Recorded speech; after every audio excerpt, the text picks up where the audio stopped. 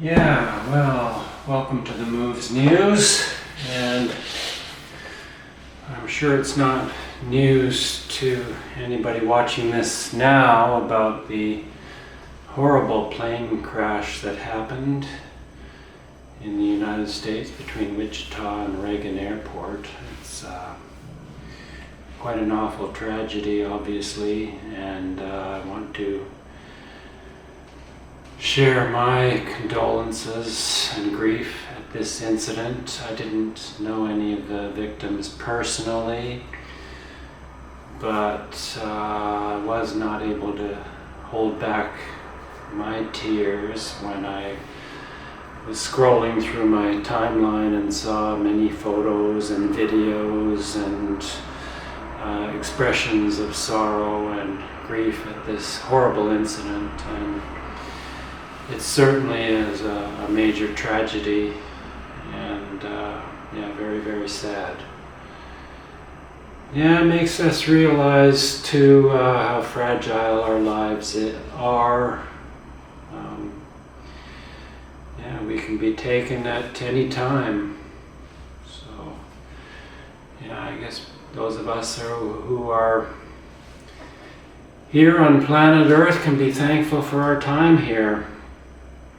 Yeah, it's short. So I did want to talk today about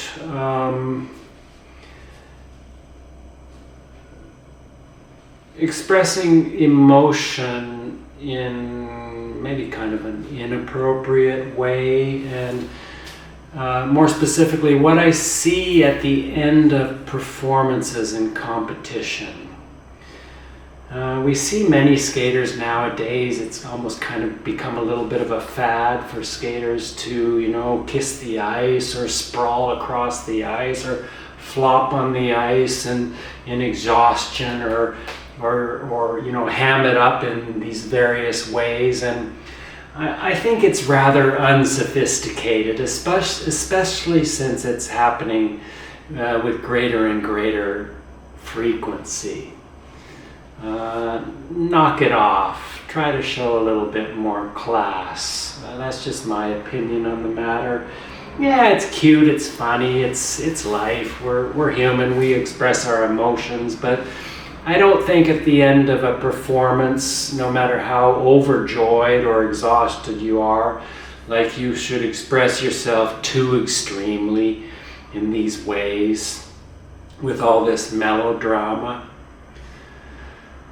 Okay, that's enough of that. And actually, speaking of the time that we're out on the ice where we're not actually running through the program, which is the competition itself is from the time the music starts until the time the music ends. And okay, what happens after that and even before that is really not judged, but in my opinion, it's still kind of like sort of part of the performance of the whole thing.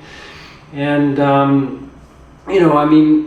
I think it's quite inappropriate for skaters to be adjusting their clothing, or, it has also become a little bit of a fad. We see many young women skaters, banging on their legs after their name's announced. They're circling around, they're banging on their legs.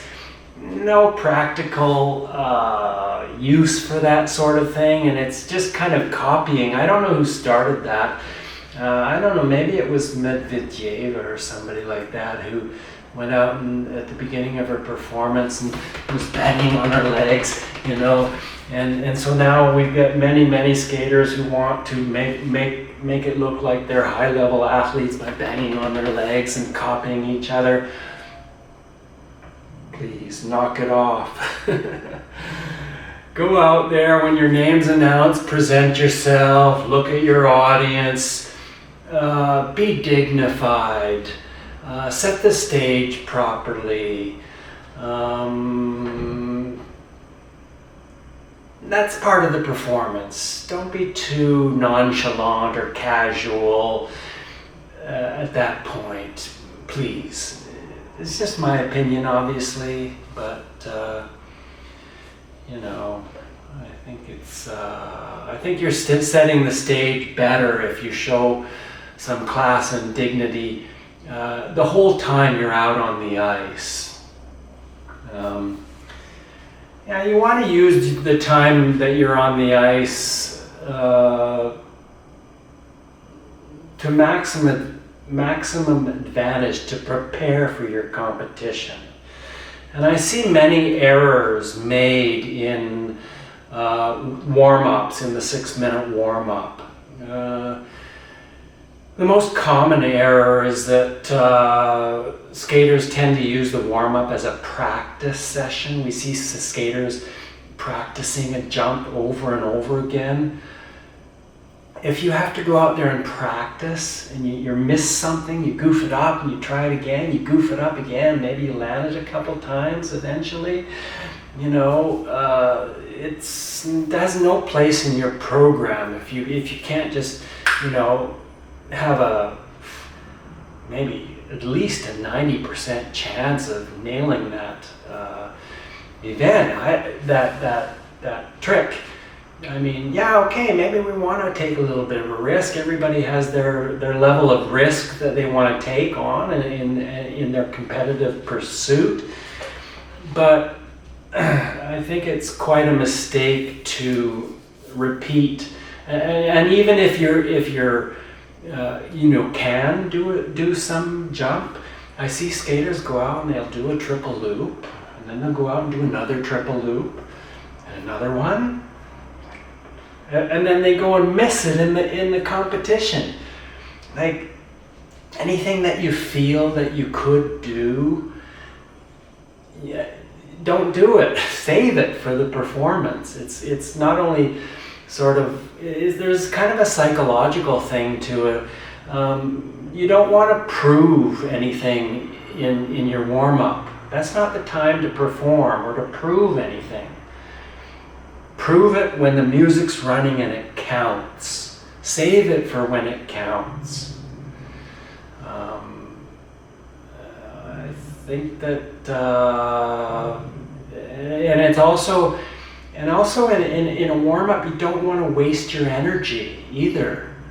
We recover quickly, but not as quickly as many of us realize. When your muscles fire and you do a particular trick, you're tiring out your muscles, and they don't recover as quickly as you think. And so conserve your energy in your warm-up. As far as conserving the energy too, we see, we copy each other. We see, I would ask the next group of skaters to please take the ice for the warm-up, and the skaters get out on the ice. They tear around the ice at high speed. They're so excited about competing, and it's almost like it's a race. They're all going around the same direction at high speed. A big mistake, quite a big mistake actually. Save your energy. And it's also, top athletes tend to warm up slowly. Get on the ice, feel the balance, gradually, gradually increase your speed and your energy expenditure maybe, but to just go out and burn all that energy because you've got yourself all psyched up for this event, and here it is, and now you're all of a sudden gung-ho and all fired up. Save that, save it for when it counts, for when the music's playing. Just use the on-ice 6-minute warm-up to do what you haven't been able to do off the ice so far. You can warm up your body pretty thoroughly off the ice. So 6-minute warm-up is just to feel the balance of being on your skates on the frozen surface, right? I often go out in the 6-minute warm-up. I don't do any jumps at all. Maybe one or two, but I don't go through all my jumps, and I don't do even a full spin. I'm saving my energy for the performance. I'm just trying to glide around and feel the balance, work on stability, and get the breathing to be deep and full, get a sense of what it feels like to be out on the ice, see the environment, get comfortable with the environment, get comfortable with the skill, and that's it. We also see on those 6-minute warm-ups sometimes a skater, they'll come out with their tracksuit. It's not a fashion show either. They'll come out with their tracksuit on, looking all fashionable, and then skate around once or twice and then take off their jacket. Well, really, you need to spend your time taking off your jacket? Like, to me, I want to be skating around the whole time, feeling that balance, feeling my outside edge, maybe working on some of the edges that I use on the takeoffs and jumps, feeling a nice back inside edge, doing a 3-turn, maybe doing the 3-turn that leads into my salchow, for example. I want to use that whole short time to practice my skills. And I don't want to be even chit-chatting a lot with my coach, right? Just a few thoughts there about the way that you use your time on the ice that's not actually part of the performance itself. Okay, good luck. See you in the future.